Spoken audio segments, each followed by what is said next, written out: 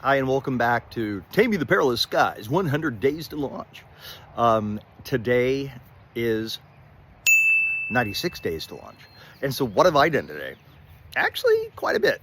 I was with my friend Peter Zuckerman, a successful nonfiction writer and aspiring middle grade speculative fiction writer.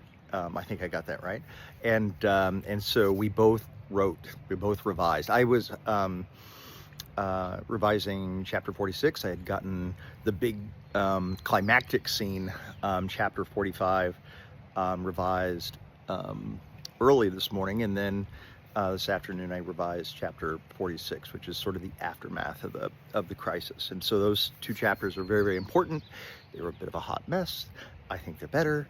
The other thing is I got my nearly complete, like almost absolutely complete cover art from my cover artist today, Jason Gurley, and they're fantastic. I'm going with two different options to do sort of an A/B test on ebook, at least, on one versus the other. I have my own preference, but we'll see how everybody reacts.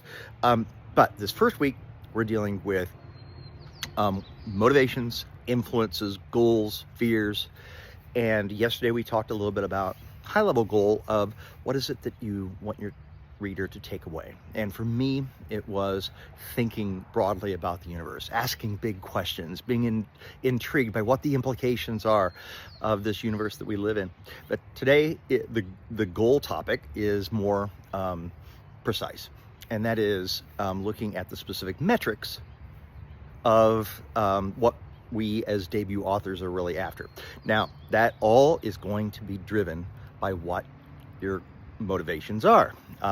So we talked about financial, we talked about lifestyle, we talked about community. For me, it's impact. And so what would my metrics be for impact? Well, 10 people is an impact. 100 people is better. 1,000 downloads, even better.